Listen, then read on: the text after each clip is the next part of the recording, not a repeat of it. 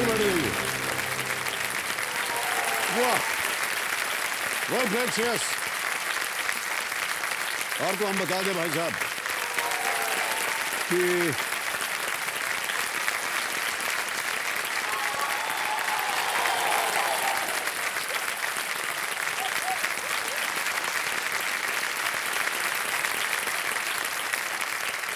दें क्या हम आपको,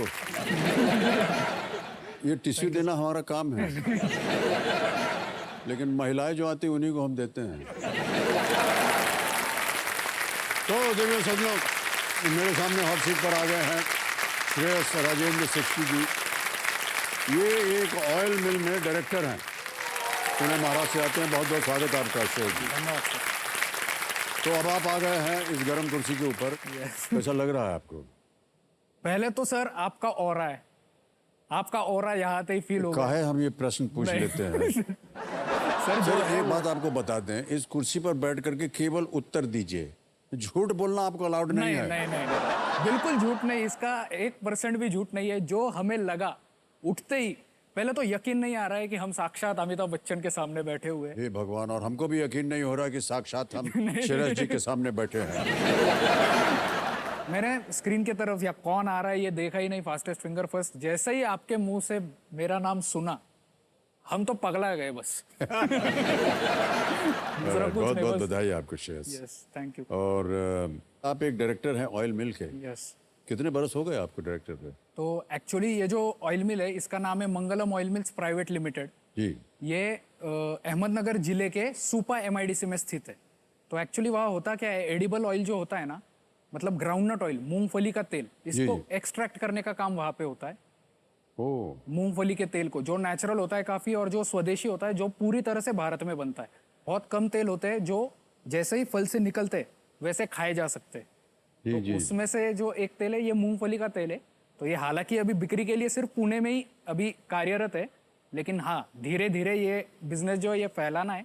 और जो भी धनराशि आज जीत के जाऊंगा वो उसमें आप लगाएंगे उसको? हाँ, उसी में लगा के बिजनेस बढ़ाएंगे।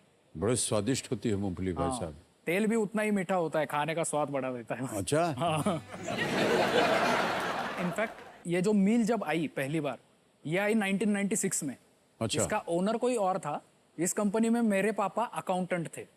तो उन्होंने 15 साल तक उस कंपनी में अकाउंटेंट बन के काम किया, और 2011 में वो कंपनी खरीद ली। अपनी मेहनत से, शिद्दत से, और लगातार एक ही कंपनी में बने रह के उन्होंने लगभग जहाँ पे 25, 30, 35 लोग काम करते, वो कंपनी खुद खरीद ली। वाह, क्या बात है, बहुत अच्छी बात।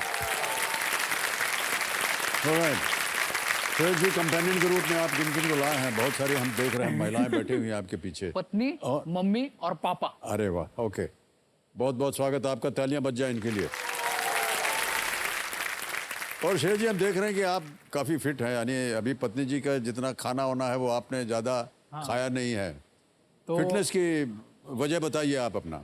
फिटनेस की वजह तो अच्छा खाते हैं, लेकिन हाल ही में जो है ना, एक इंसिडेंट हुआ था, मतलब पिछले साल अप्रैल में।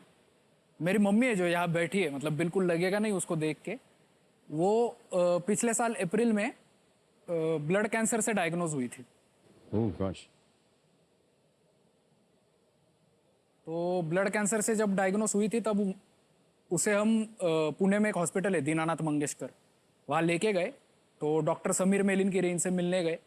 तो मिलके ये पता चला कि हमें मम्मी को क्योर करने के लिए हमें रिगरस कीमोथेरेपी उनको देनी पड़ेगी, जो 4 कीमोथेरेपीज देनी पड़ती है। एक कीमोथेरेपी का टाइम लगभग 21 दिनों का होता है, और 2 कीमोथेरेपीज में जो गैप होता है वो 15 दिनों का होता है। तो ऐसे 4 बार होता है। तो ये 4 बार करने के बाद जब रिपोर्ट्स आए, तब रिपोर्ट्स काफ़ी अच्छा है। रिपोर्ट्स में ये आया कि मम्मी की जो तबीयत है ना, वो अच्छी हो चुकी है, और कैंसर रेमिशन में जा चुका है, मतलब कैंसर थम चुका है, अभी बढ़ नहीं रहा। तो बहुत अच्छी बात थी ये। उसके बाद हम राजस्थान वगैरह घूमने भी चले गए, लेकिन ये हुआ सब अगस्त में। अक्टूबर में हम राजस्थान घूमने चले गए। दिसंबर में और एक शौक आया कि ये जो कैंसर है ना, ये इतनी आसानी से जाता नहीं है, ये वापस आ चुका था मम्मी में। ओहो। तो ये वापस रिलैप्स हुआ था उसका। तब डॉक्टर ने हमें बताया कि इसका एक ही सॉल्यूशन है, और वो है बोन मैरो ट्रांसप्लांट, जो एक तो सिबलिंग्स यानी बहन या भाई से जी, जी। लिया जा सकता है, या हाफ मैच्ड सन या डॉटर से लिया जा सकता है। तो मम्मी की तो एज अभी 50 के ऊपर है, और मेरी मासी या मामा भी जो है वो भी उस एज के काफी ऊपर है, तो उनका तो चल नहीं सकता था एज की वजह से।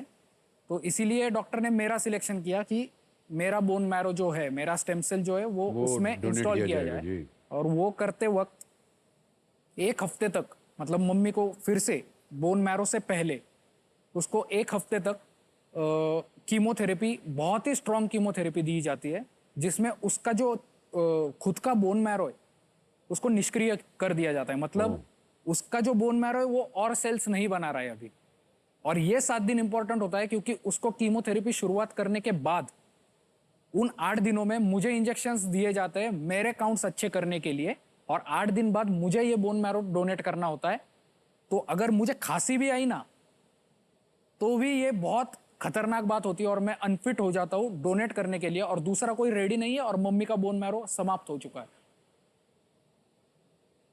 तो उन 7 दिनों में जो खुद की जो तबीयत है, उसकी जो जी। केयर करनी चाहिए, वो पता चलता है। और हमें भी, सबको भी, हमें खुद का बहुत हेल्थ का है ना ख्याल रखना चाहिए, क्योंकि पता नहीं है हम किसको कब काम आ सकते हैं।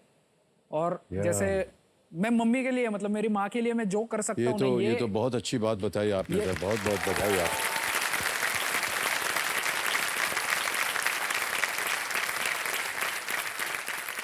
ये तो कुछ भी नहीं है, इसके लिए मेरी माँ के लिए तो कुछ भी कर दूं मैं। नहीं ऐसा नहीं, है। बिल्कुल सही कहा आपने।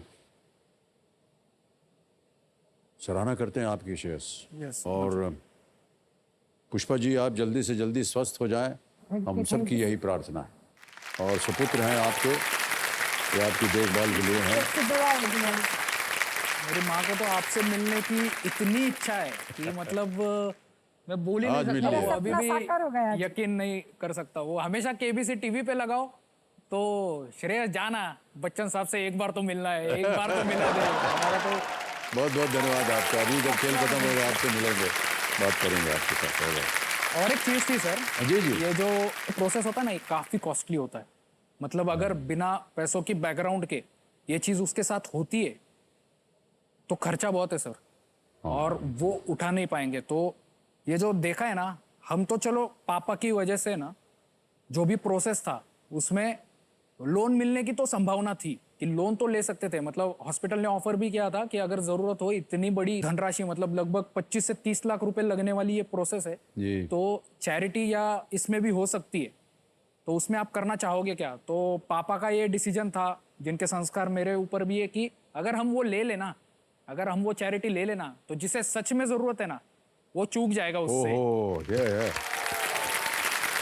तो ये ना करते हुए उन्होंने यहाँ से, मेरे दोस्तों से, उनके दोस्तों से तब सर, पैसा बहुत जमा अच्छे करके- संस्कार हैं आपके और आपके परिवार के। बहुत बहुत बधाई, बहुत बहुत बधाई आपको। ओके, अगला प्रश्न अवश्य खेलिएगा क्योंकि ये लीस्ट स्ट्रेस वाला है।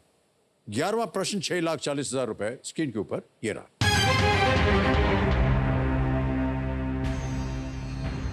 पेट्रोलियम निर्यातक देशों के संगठन का मुख्यालय किस देश में स्थित है जो अपने तेल उत्पादन के लिए नहीं जाना जाता है? The headquarters of the Organization of the Petroleum Exporting Countries is located in which country? Not known for its oil production. Okay? Option सुनिए. A. Austria. B. France. C. Netherlands. D. Italy. समय आपके पास, खेलिएगा जरूर इस प्रश्न को। आप least risk पे है, लेकिन तीनों लाइफलाइन आपकी जीवित है। कभी भी आपको लगे इनका आप उपयोग कर सकते हैं।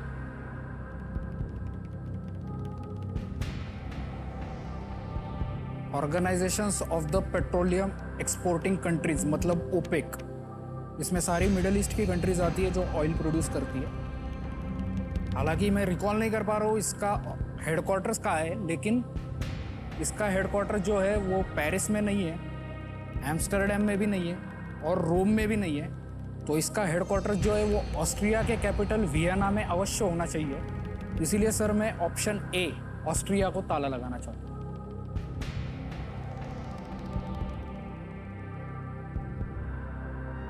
ए ऑस्ट्रिया, ताला लगाया जाए।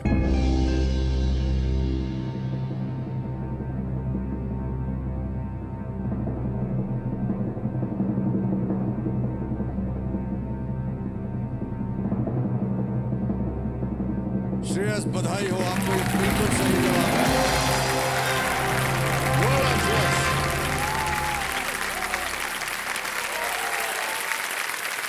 वाह, क्या बात है। वियना ऑस्ट्रिया में स्थित ओपेक सेक्रेटेरिएट संगठन का मुख्यालय है और ऑस्ट्रिया विश्व के शीर्ष 50 सबसे बड़े तेल उत्पादकों में ये शामिल नहीं है। राइट। ऑस्ट्रेलिया के अपना तेल नहीं है। यस। ऑलराइट।